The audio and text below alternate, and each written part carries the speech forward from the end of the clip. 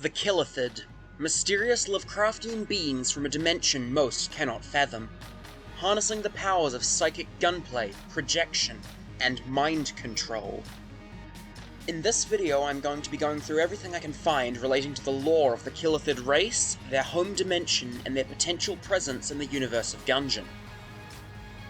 Killithids appear in two forms inside of the Gungeon, that of the base enemy Killithid and the Mind Flayer of the Black Powder Mines. Enemy Killithids have green skin and red eyes, and are about 3 times the size of the player, whereas the Mind Flayer has blue skin and yellow eyes, and is absolutely gigantic in comparison to the player.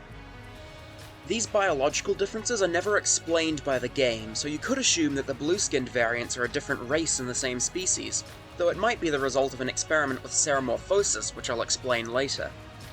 Enemy Killithid have the ability to create 2 identical projected copies of themselves to confuse Gungeoneers, and to summon multiple bullet portals around the room, from which bullets will attack their enemies. The Mind Flayer has many more attacks, strangely enough not seeming to utilize any of the abilities present in Enemy Killithid. They cannot project copies, and they cannot open bullet portals, instead making use of enslaved living bells and claymores, but they do have the ability to morph their body to blend into a crowd of said bells. All Killithids in the Gungeon have entered it via a type of portal that the Mind Flayer managed to open in something called the Curtain, which in itself is important to the lore but not super relevant to this video. Some sources for this simply refer to it as a tear in the curtain, such as the description of the phaser spider, but the trailer for the supply drop update goes into more detail, specifically stating that a planar door opened. Take a listen.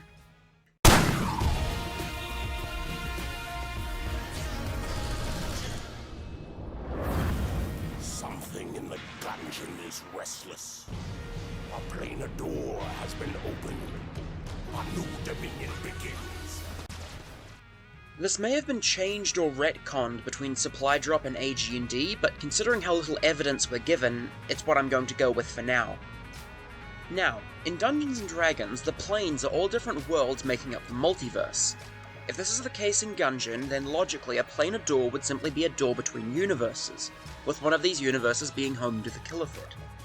I might do a video on the concept of planes as they relate to the Gungeon, I don't know. The Ammonomicon entry of the Mind Flayer states that they come from the Abyss. This is weird, but I'm going to get onto that in a later segment so as not to clutter things. The description of the enemy Killithids state that their home dimension is a place of psychic gunplay, where the need for an actual gun is superfluous. Why the Killithid chose to come to the Gungeon isn't entirely known, but the Ammonomicon states that some believe they delight in the torment of dodging, presumably either referencing the dodge roll or that sadistic thing they do while starting their projection where they become invulnerable. According to the description of the Mind Flayer, Killithid have an ability that's never actually demonstrated in-game.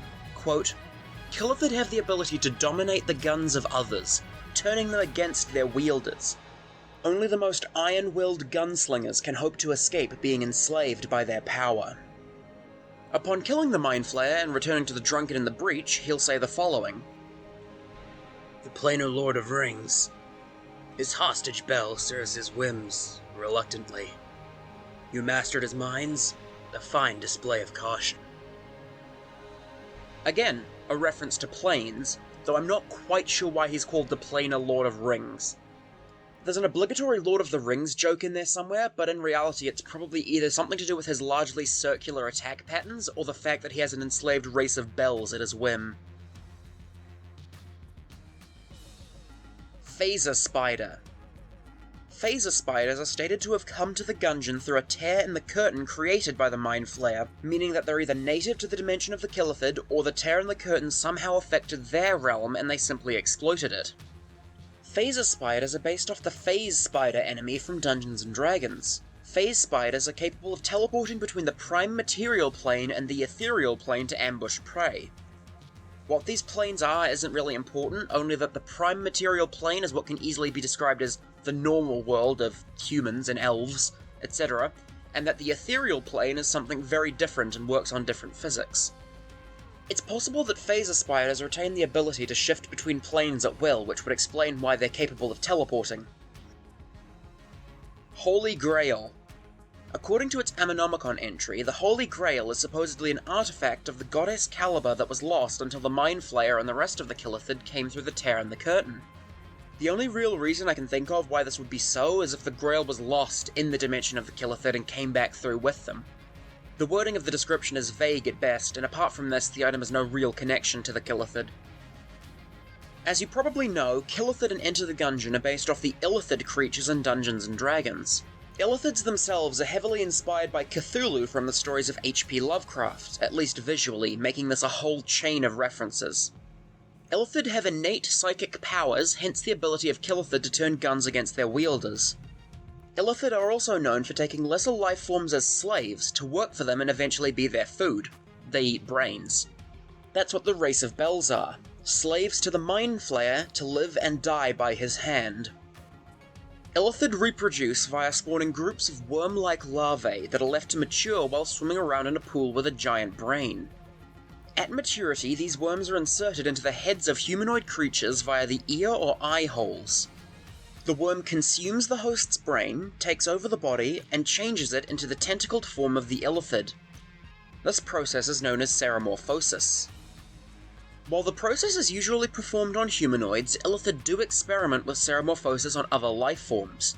Usually this results in both the host and worm dying, but sometimes the ceramorphosis takes, and a new, awful Lovecraftian creature is born. It's never stated how Killithid and Enter the Gungeon reproduce, but if it's anything like the methods of the Illithid, then it's possible that Killithid tadpoles could produce different life forms when placed into different creatures. This could explain the biological differences between the Mind Flayer and the enemy Killithids. The Mind Flayer may have been created from a much larger life form, with the ceramorphosis having slightly different effects on the body. This is mainly speculation, but it fits pretty well. In Dungeons & Dragons, Illithid live most notably in a series of underground caverns in the prime material plane known as the Underdark, but this wasn't always the case, with one of their most likely origins being a plane known as the Far Realm. Their position as planar travelers lines up with the Killithid's migration to the Gungeon. For now, I'm going to say that Killithids come from a realm similar to the Far Realm of Dungeons & Dragons, but much more gun-themed, and known as the Abyss. The reason why the name The Abyss is a bit confusing is that the Abyss is an already established plane in Dungeons & Dragons, but it has nothing to do with Illithid. The most Lovecraftian beings you'll find down there would be the Oberith. Don't get me wrong, they're very Lovecraftian, they just don't really resemble Illithid or Killithid at all. I'm forced to assume that the Abyss plane in the universe of Gungeon and the Abyss plane in Dungeons & Dragons are completely separate, and that the names are just coincidences. Another theory for where Illithids come from is that they were a starfaring race in the far, far future who travelled back in time to escape the destruction of time itself. I wouldn't even think this worth mentioning if the theme of travelling back in time wasn't an extremely important one in relation to Enter the Gungeon. In the Enter the Gungeon comic, there's a minor character responsible for hiring Frifle and Mauser to steal an artifact and kicking off the rest of the story. This employer appears very reminiscent of a Killithid, namely the blue-skinned and yellow-eyed Killithid that is the Mind Flayer. The main difference between this gentleman and the Killithids we see in the Gungeon is head shape, but because of the extremely convenient mechanism of ceramorphosis, you can explain away pretty much every biological discrepancy by saying that it started from a different organism and that ceramorphosis took to it slightly differently.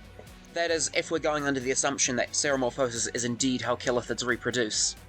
If this employer character is indeed a Killithid, then it would prove that Killithid have opened planar doors from the Abyss into the prime material plane in places other than the Gungeon.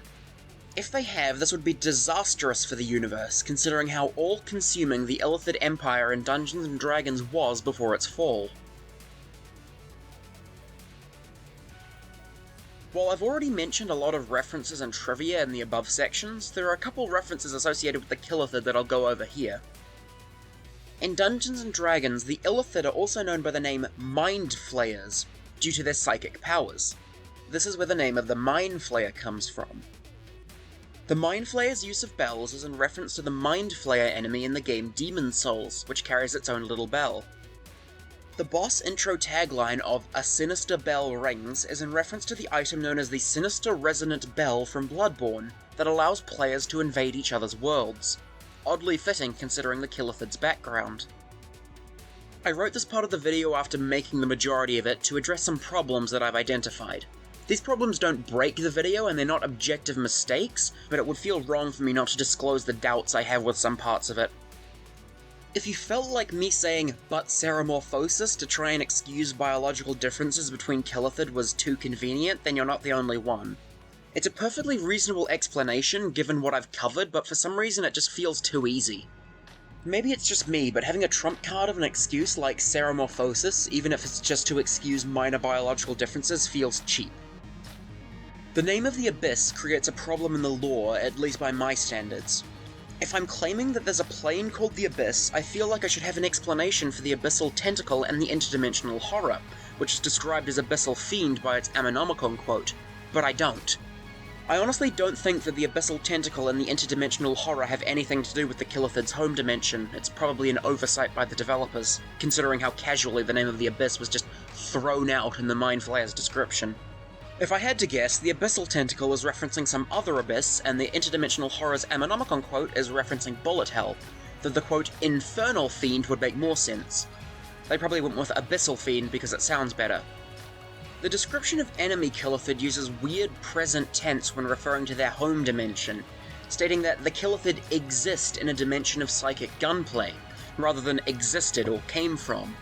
I'm forced to assume that this refers to their home dimension, but it really is one of those things that's so vague you can only really interpret it. Was it a mistake by the devs when referring to where they came from? Do they simultaneously exist in two different planes at once? Was this just referring to their race as a whole, and how the majority of them are still in that dimension? It's confusing and something I at least wanted to address. With that said, I can finish the video with a clear conscience. So all in all, the Killithid are powerful psychic aliens from an alternate plane known only as the Abyss, who heavily reference the Illithid from D&D among other things. They raise many questions about the nature of planes and alternate dimensions as they relate to the universe of Gungeon, and open the door to a whole new realm of possibility. Anyways, I've got to go and stare blankly and dumbfounded at a war between blobs and communists for the next 24 hours. See ya!